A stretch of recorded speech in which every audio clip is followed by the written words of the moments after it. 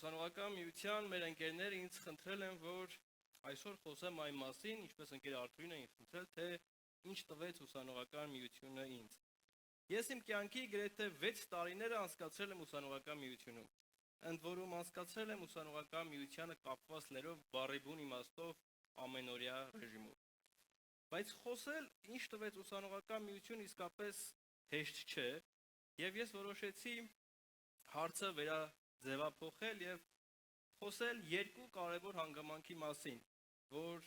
երբ որ ընկերները առաջարկեցին խոսել Նաոմի մասին, այդ երկու մտածում ունեցա։ Առաջին այն էր, որ ես սկսեցի կարծել, որ ուսանողական միությունը նման էր մի նեղ դռան, որով մենք մտանք, անցանք լուսավոր մի թունելի միջով,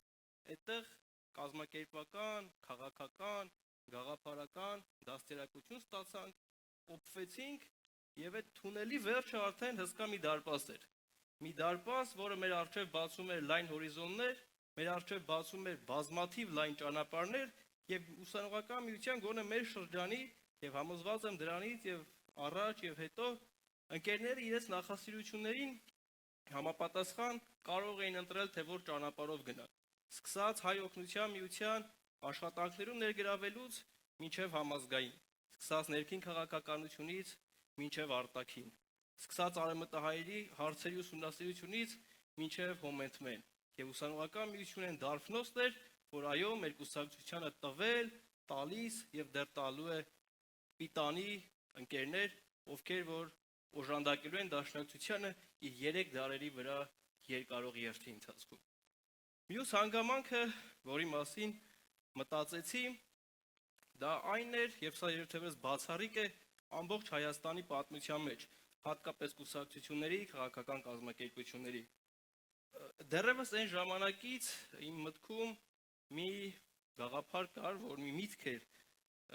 թևածում, որ մեր ավակ ընկերները մեր յուրաքանչյուր կարևոր ձեռնարկից առաջ մեզ ասում էին, որ հանգստացեք, մի լարվեք, դուք ունեք սխալվելու իրավունք։ Սխալվելու իրավունքի ճանաչումը չափազանց կարևոր է։ Պատկերացրեք Հայաստանի ներքին քաղաքական կյանքը, դաշնակցության նման բարձ կազմակերպությունը։ Փորձեք պատկերացնել նոր կազմակերպական եւ քաղաքական քայլեր իրականացնող դաշնակցական երիտասարդի համար ինչքան կարևոր է իր սխալվելու իրավունքի ճանաչումը։ Եվ այս սխալվելու իրավունքը մեզ չէր դարձնում անբռնազբոս, մեզ դարձնում էր ավելի պատասխանատու, բայց նաեւ ավելի ինքնավստահ։ Եվ հիմա արդեն նաոմականների առջև որպես ոչ վաղ շրջանի նաոմական իմ կոչն ու հորդորն է. մի վախեցեք սխալվելուց, եղեք պատասխանատու, խիզախեք եւ շարունակեք հրաշալի այս կազմակերպության երթը եւ շնորհակալ եմ այս հնարավորության համար։